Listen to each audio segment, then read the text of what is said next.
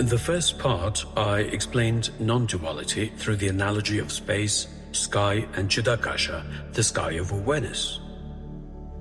Now, let us bring that same truth down to the human level and see the absurdity of what goes on in the name of religion, devotion, and spiritual greatness. Imagine an island. On that island, there are many people. Among them are a few powerful men, let's say 4 or 5 of them. Each has his own group, his own supporters, his own loyal followers. These followers are not casual supporters. They are deeply attached. They are deeply invested. They will defend their leader, fight for their leader, and if necessary, even die for their leader. Now, it does not stop there.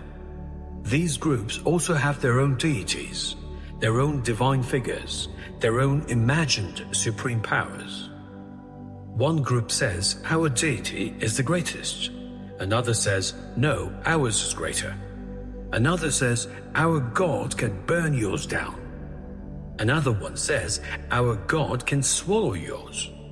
Another group says, only our deity is the true one, yours is false. And so they keep arguing, boasting, threatening, glorifying, and fighting. Now just stop and look at the absurdity of it. All of them are on one island. All of them live on that island. All of them move on that island. All of them breathe on that island. All of them depend entirely on that island. Without that island, none of them can ever stand there, let alone boast, threaten, worship, or fight. Now anthropomorphize or personify the island. Let the island speak.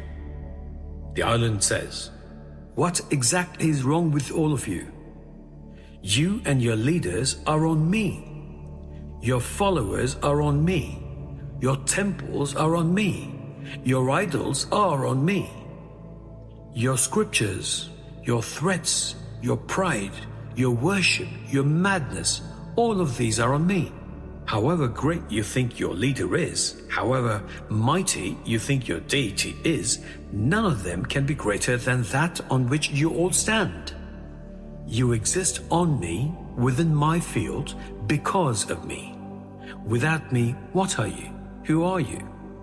On what basis do you boast? That is exactly the condition of humanity. Tiny beings in a tiny corner of existence keep fighting over whose imagined power is the biggest. One says, my God is supreme. Another says, mine alone can save. Another says, mine will destroy yours. Another says, mine is the creator of all. Very well. But where do they think all these exist? If they exist in existence. If they have form, they exist in space. So which is greater? That which exists in space or space itself? Take a small box and a big box. Can you put the big box into the small box? No. Can you put the small box into the big one? Of course, yes. So which is greater? Obviously, the big box. Then how can the small box be greater than the big box? In exactly the same way, if any deity, avatar, god, goddess, guru, baba, cosmic being, or divine form exists, then it exists within a larger field. It exists in space. It exists in existence. So how can that which exists within a larger field be greater than the field in which it exists? It cannot. This is not a matter of belief. This is a matter of plain reason. Whatever exists, exists in existence. Whatever has form exists in space. And therefore, no form can be greater than space, and nothing that exists can be greater than existence itself. Then the matter goes even deeper. Even space, as vast as it is known only in awareness. You know the sky, the stars, the planets, the galaxies only because they appear in awareness. That awareness is Chit. And when the whole of space is understood as appearing in awareness, that is Chidakasha, the sky of awareness. So now see the progression clearly. The object exists in space. Space is known in awareness.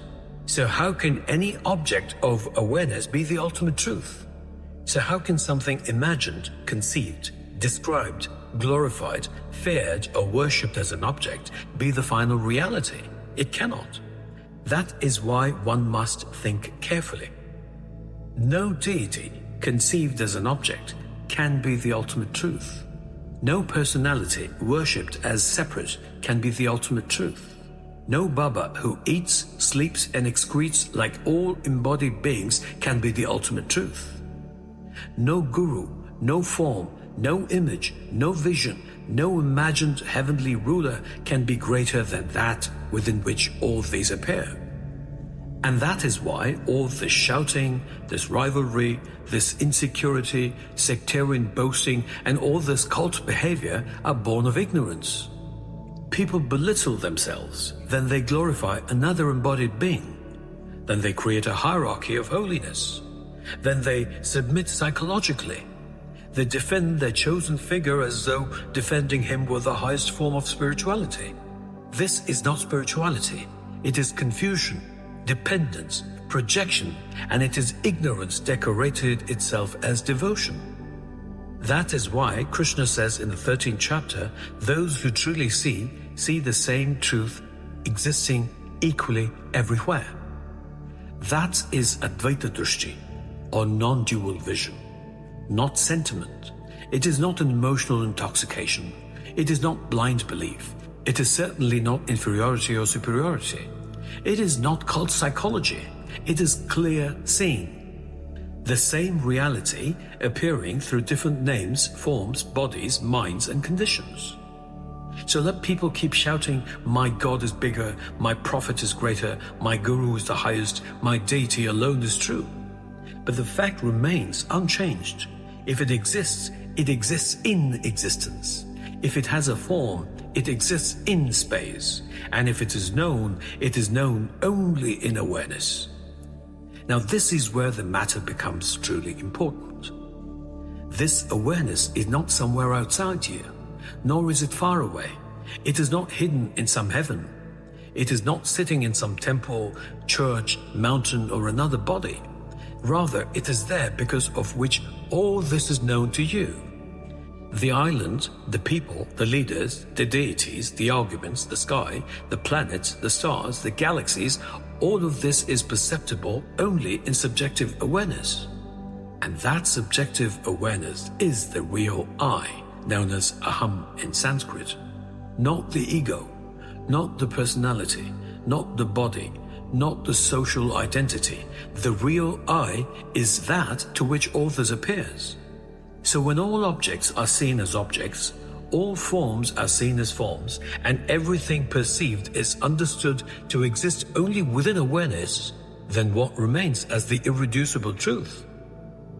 This very awareness, this self-revealing subjective awareness, this I which can never be objectified, but because of which all objects are known. So the truth is not he is Brahman, or that deity is Brahman, or that guru is Brahman. The final recognition is Aham Brahmasmi. Not this little ego is Brahman, not this body is Brahman, but this innermost subjective awareness, freed from limitation, from false identification, and from objectification, is none other than the all-pervading Brahman. That is the real end of the search. Here is where inferiority, superiority, and cults collapse.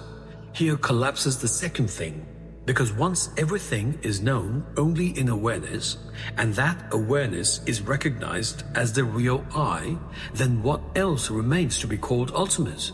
That is Advaita. That is clear seeing. And that is why the Mahavakya Aham Brahmasmi does not remain a sentence to be admired, repeated, or worshipped from a distance. It becomes a fact to be recognized. Aham Brahmasmi.